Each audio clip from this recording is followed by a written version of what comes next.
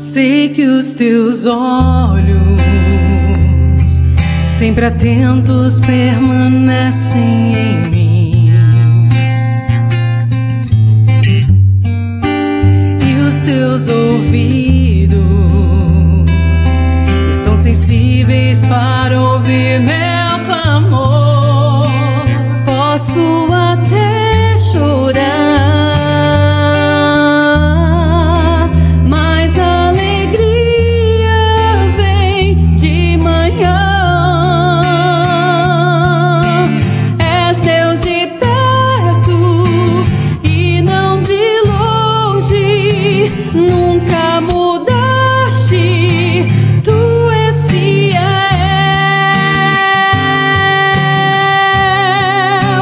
Deus de aliança, Deus de promessa.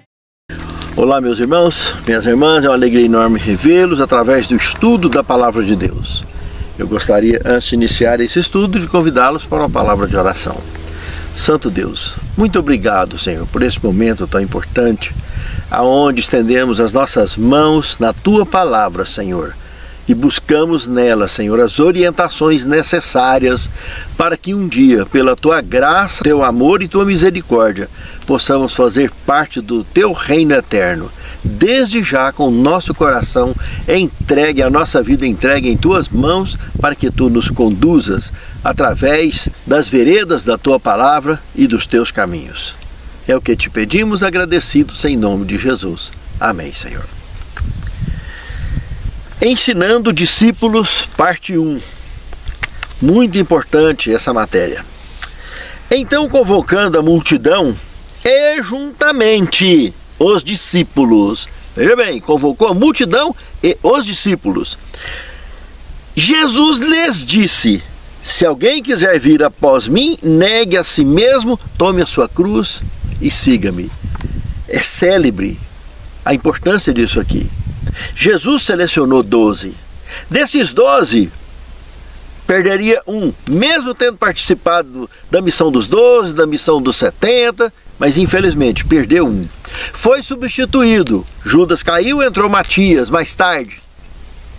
Certamente foi uma testemunha ocular da ressurreição de Cristo, para fazer parte desses 12 especificamente.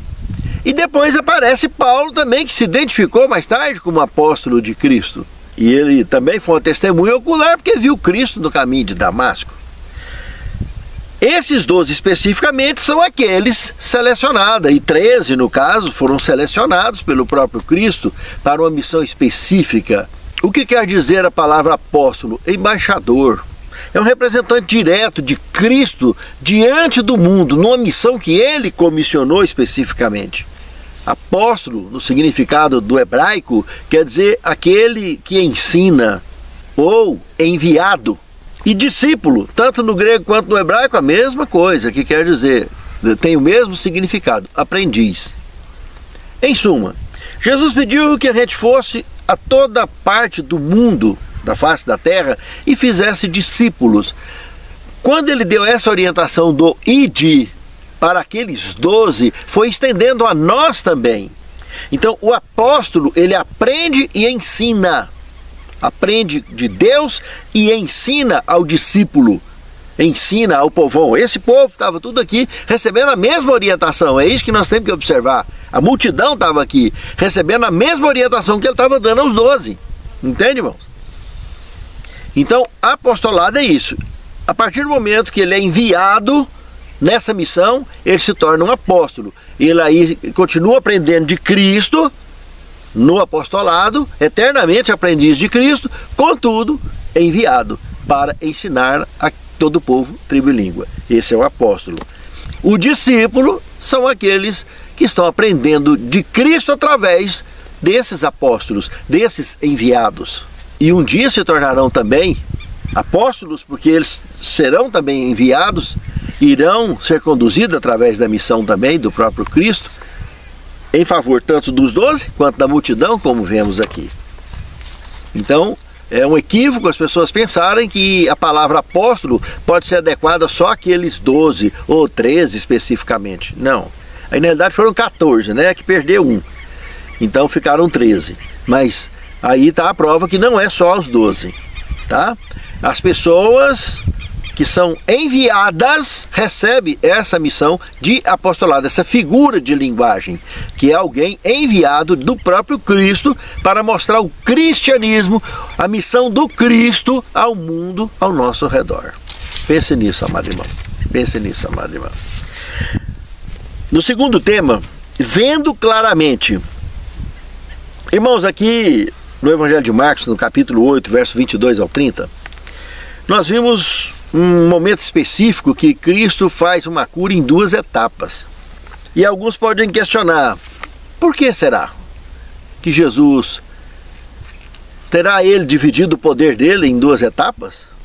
Terá ele tido algum tipo de dificuldade para resolver isso de uma só vez? Nada disso. Observem que o momento e as circunstâncias que ele estava ali era específico. Se você analisar todo o contexto que se desenrolou aí no capítulo 8 do Evangelho de Marcos, vocês vão ver que ele estava chegando no ponto que a missão dele precisava de ser entendida pelos discípulos e eles ainda não tinham entendido. E se eles não entendessem completamente, ele ainda teria que passar mais 40 dias aqui na terra depois, para que todos pudessem entender definitivamente a missão dele. Então, a circunstância e aquele momento. Uma primeira lição que vem para nós aí é que nem todo mundo entende a missão de Cristo de cara. Não entende o foco do Cristo e do cristianismo. E fica ensinando religião para os outros o tempo todo, sem entender o significado do próprio Cristo e sua missão. Sério demais isso, né? E aqui nós podemos perceber que até nesse momento aqui, só 2 identificaram a Cristo como Cristo e sua missão. O Batista, que não estava ciente em si, porque ele estava tomado pelo Espírito Santo, quando ele apontou o dedo e disse, eis o Cordeiro de Deus que tira o pecado do mundo.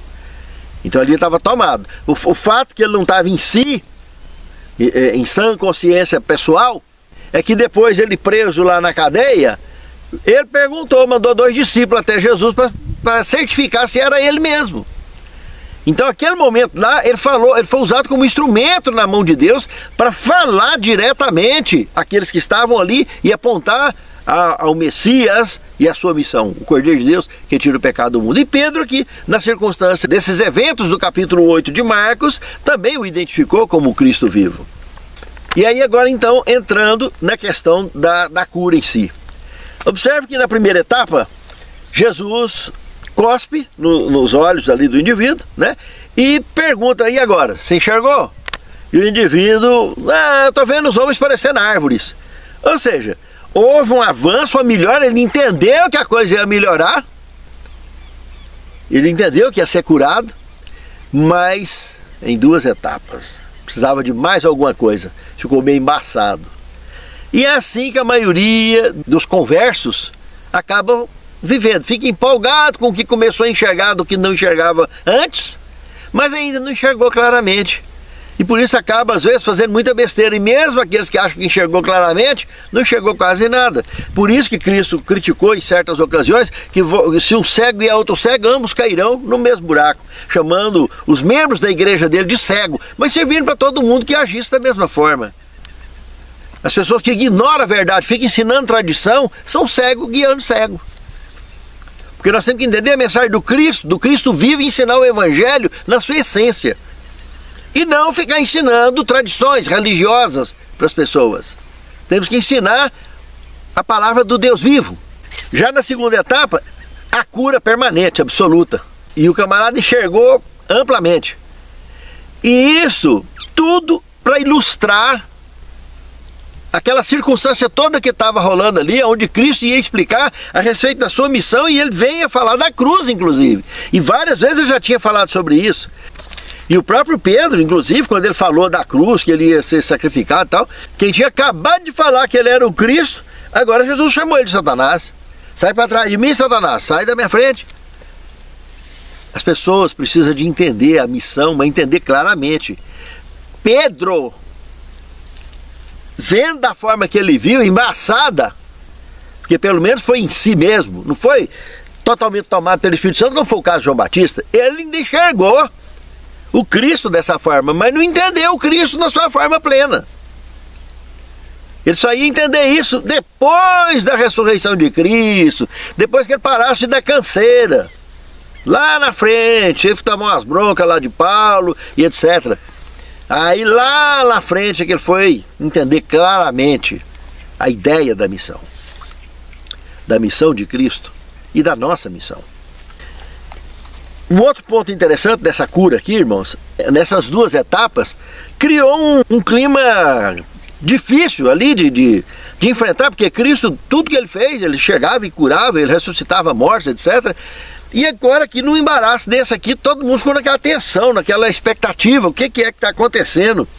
Que situação embaraçosa.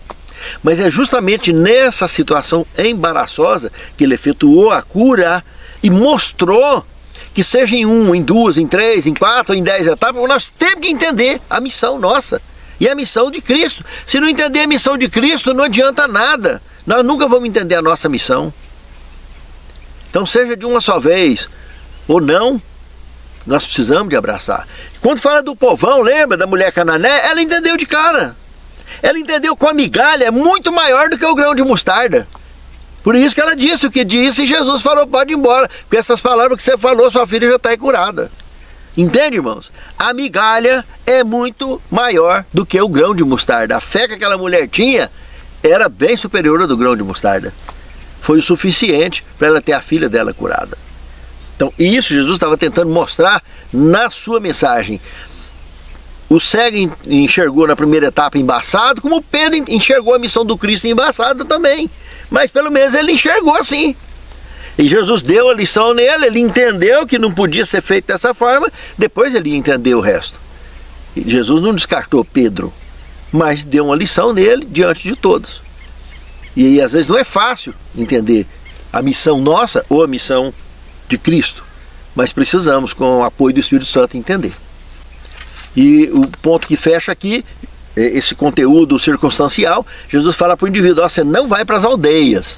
Ou seja, ele ia para as aldeias fazer trabalho lá. E se ele fosse identificado como Cristo, como Messias, etc., como essa ideia era uma ideia complicada por causa do domínio romano, isso tinha muita conotação política, essa ideia, porque Cristo veio da tribo de Davi. E da tribo de Davi, a conotação política ficaria mais forte ainda. Então Jesus não queria nenhum tipo de embaraço que viesse a dificultar o trabalho, a missão dele, principalmente que o tanto de gente que acompanhava ele, eram milhares que acompanhavam ele na missão. Por isso que ele disse para o rapaz, olha, você vai direto para sua casa e deixa eu fazer meu trabalho, continuar meu trabalho, a minha missão. Então tá aí, muito importante entender a nossa missão, entender a missão de Cristo e a ordem de Cristo, que é clara. Não vacilar nem para a direita e nem para a esquerda, mas adorá-lo em espírito e em verdade. No terceiro tema, aqui nós temos Marcos 8, de 31 a 38, mostrando sobre o custo do discipulado. Quando Cristo fala que aquele que quiser vir após mim, nega a si próprio, toma sua cruz e siga-me, o custo é um custo pesado, irmãos. A cruz, irmãos, era a forma de humilhação e de execução mais triste, mais temida que tinha no mundo daqueles dias, empreendida pelo povo romano, pelo Império Romano. E quando Cristo comenta, abre essa revelação para eles, que ele estava caminhando em direção à cruz, e já tinha falado algumas vezes para trás aí, irmãos, é algo assim chocante realmente, por isso da reação de Pedro, que a mentalidade dele estava muito voltada para a circunstância tão séria que era esse tipo de afirmação. E o mais grave ainda é que essa primeira imagem aqui da cruz seria só aquela primeira imagem do cego, né? Da primeira etapa da cura. Ela estava embaçada, porque o verdadeiro significado ainda estava no tipo de morte que ele ia ter, morte eterna, absoluta, que o próprio Deus teria envolvimento direto nesse sacrifício, aonde, por amor de todos nós, o próprio Pai deu o seu Filho para esse tipo de morte. Cristo, em qualquer morte que ele sofresse, ele sofreria a morte eterna. porque tem um envolvimento agora de Deus para salvar a mim e a você. E essa é a parte nítida do entendimento da missão de Cristo, do sacrifício de Cristo. Agora a cruz, ela expressaria claramente o ódio que as pessoas têm contra a luz da verdade. O ódio que os membros da igreja de Cristo tinham contra eles, fariseus, lembra? Aquela turma toda que entregou ele, forçou o Império Romano a fazer tudo que fez contra ele. O próprio Pilatos falou que não vê mal nenhum nesse indivíduo. E toda aquela armação que foi feita, tanto não só por Herodes, como pelo Império Romano, causado pelos membros da igreja dele, os fariseus, aqueles que tinham altas contribuições lá no governo, nos seus impostos e tal, então se sentiam no direito de exigir aquilo que queria, que era o assassinato de Cristo. Que isso não foi execução, foi assassinato. Que se Jesus era inocente, por que matou? Entende? Então, esse tipo de morte, Cristo mostrou para exemplificar o tanto que as pessoas odeiam a luz e fariam isso com ele. Tudo porque ele bateu de frente, mostrando a verdade. E mostrando um tipo de reinado que não tem nada a ver com o reinado desse mundo. E tudo isso ilustra o custo do discipulado. No quarto tema, o monte e a multidão. Irmãos, aqui bacana demais. Marcos capítulo 9, de 1 a 13. Aqui chegou um ponto que Jesus havia prometido que alguns veriam a glória dele antes, sem provar a morte. E de fato isso aconteceu. Ele sobe com Pedro, Tiago e João lá no Monte Tabor, no Monte da Transfiguração, e deixou outros 9 discípulos lá embaixo, outros 9 apóstolos.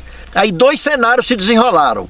No primeiro cenário, lá em cima, aparece Elias e Moisés falando com Jesus, e Jesus se transfigura, e a roupa daqueles 3 ficaram transparente, branquinha, que ninguém podia alvejar daquele jeito uma roupa nesse mundo, com qualquer tipo de lavanderia.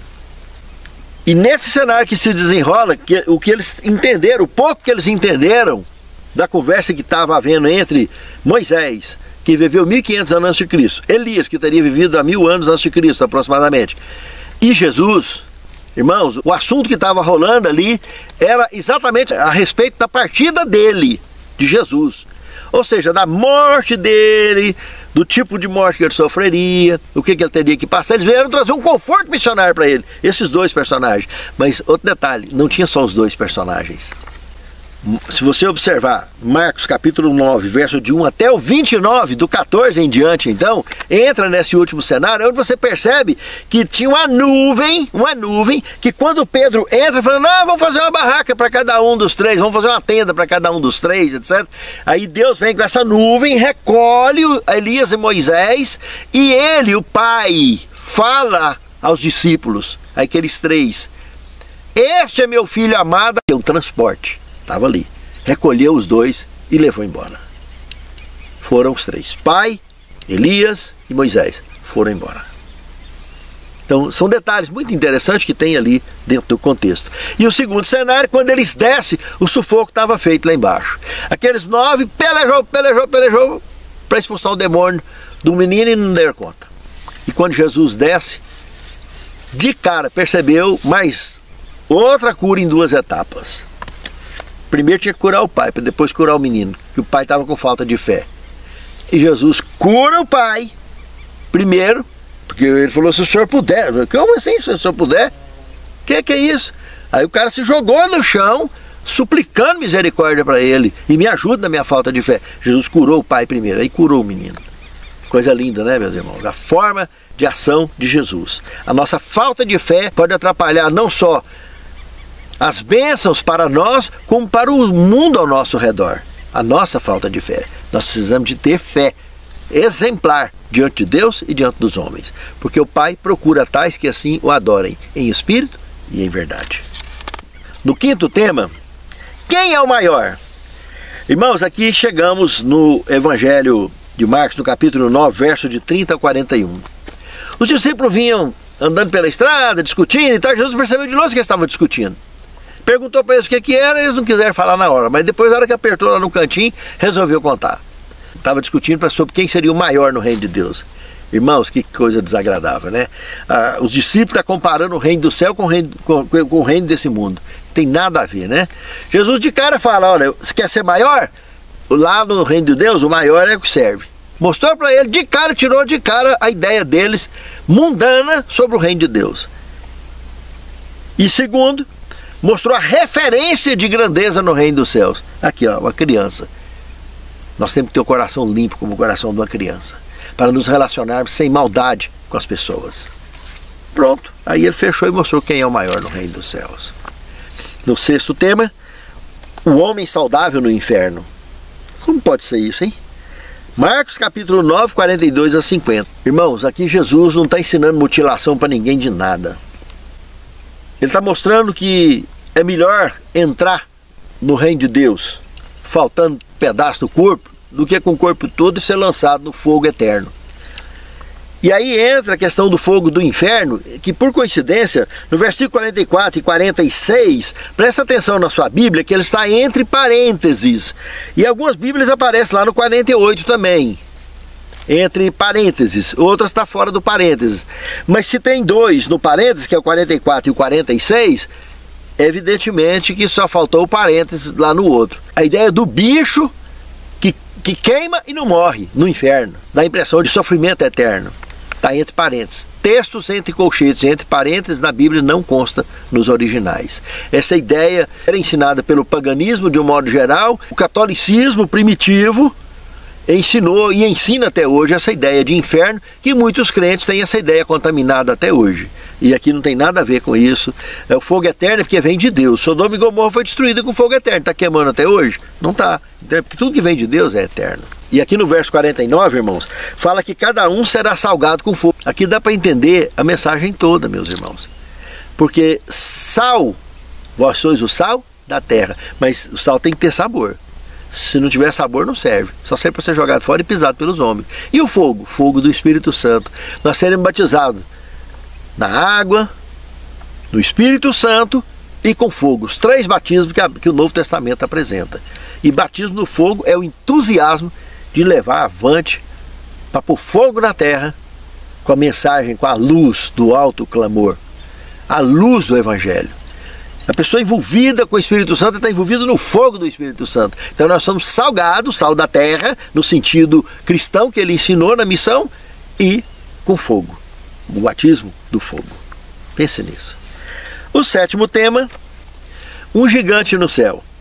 Aqui nós temos um texto interessante do Desejo a Todas as Nações, página 349, que diz assim: a humildade precede a honra, como diz Provérbios 15, 33. Para ocupar um elevado cargo diante dos seres humanos, o céu escolhe o obreiro que, como João Batista, assume posição humilde diante de Deus.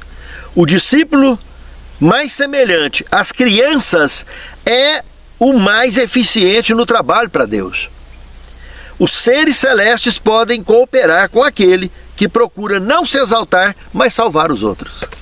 Ó Senhor, capacita-nos, Senhor, para que cumpramos com a missão que Tu nos tens confiado, para que Te adoremos em espírito e em verdade e possamos obter êxito no cumprimento de nossa missão. Conduza-nos, capacita-nos, encha-nos do conhecimento do Teu reino e da capacidade de praticar com as Tuas orientações e de ensinar aqueles que nos cercam. É o que Te suplicamos agradecidos em nome de Jesus. Amém, Senhor. Mas a alegria vem de manhã.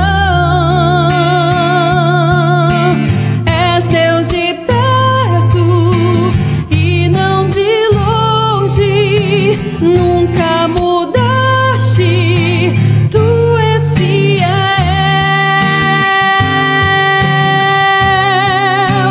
Deus de aliança, Deus de promessas, Deus que não é homem pra mentir.